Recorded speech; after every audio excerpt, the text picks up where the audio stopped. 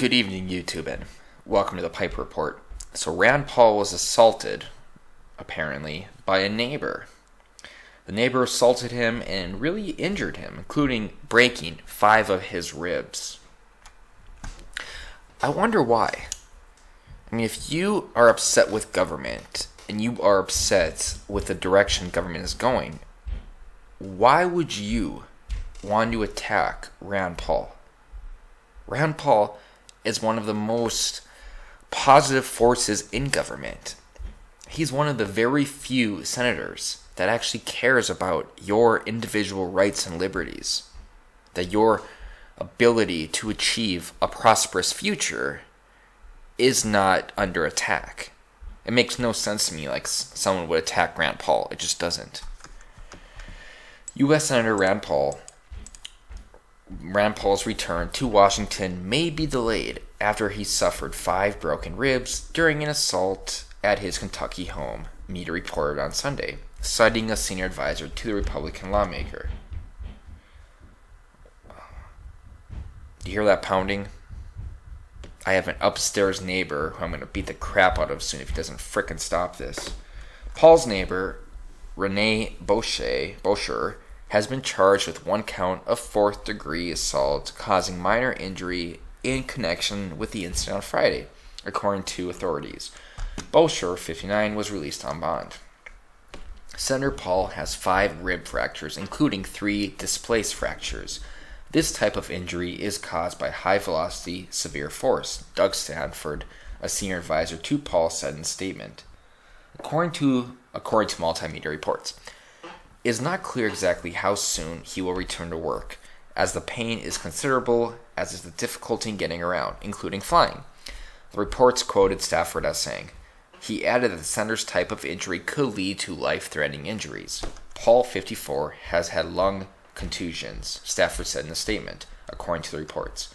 The Bowling Green Daily News cited an arrest warrant, said Paul told police his neighbor came to his property in a gated community just east of Bowling Green and tackled him from behind. Paul had injuries to the face and trouble breathing because of a rib injury, the newspaper said. Here is the guy. I mean, I have no idea why someone would do this to Rand Paul. Like, there is no justifiable reason to do this to Rand Paul. Trust me, there are many in Congress that probably should get beaten up, that deserve to get beaten up. But Rand Paul is definitely not one of them. It was not clear what motivated the altercation, and Paul did not go to the hospital, police said. Paul was mowing his lawn at the time of the attack. Television station, blah blah blah, reported. Kelly and I appreciate the overwhelming support after Friday's unfortunate event. Thank you for your thoughts and prayers, Paul said on Twitter. A man who answered Bosher's phone on Sunday when a Reuters reporter asked to speak with him said, I'm sorry I can't talk. Kentucky State Police said on Saturday that Paul and Bosher were acquaintances. The suspect is a retired physician, the Bowling Green Daily News said.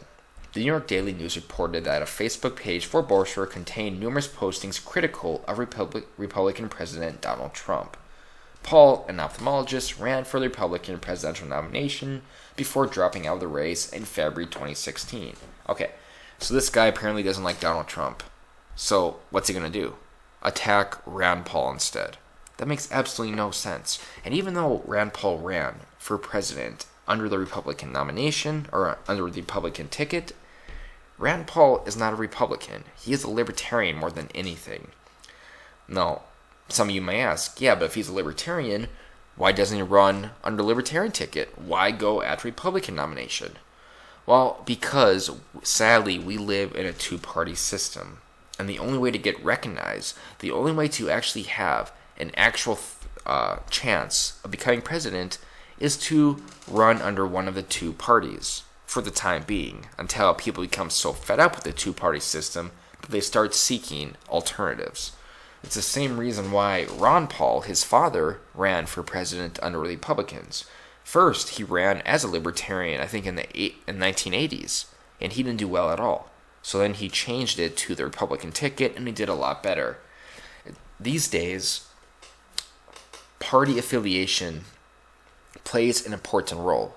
What I mean by that is that many people will vote for you if you have an R behind your name, just like many people vote for you if you have an D behind your name. They really don't care about your politics, just only about your party affiliation. So until we get rid of the stigma that is R and D, people that are not Republicans or not Democrats are going to run under those tickets just to get more support. A good example is Rand Paul. A good example is Ron Paul. A good example is Bernie Sanders. People do this to gain better outreach, to help them overall reach the public. I understand this. I understand this. Until the third-party system is no longer deemed just irrelevant, until they change things so you don't need 15% of your poll numbers to actually get into a debate, it makes sense for people to run either as a Democrat or Republican, even if they don't align with those types of ideologies. So I completely understand Rand Paul doing this, and it is wrong that somebody's attacking him just because they don't like Donald Trump. Because Rand Paul, he is as far from as authoritarian as you can be, and yet he gets attacked in his own home. It's sad, and I really hope he gets better. And I'm done.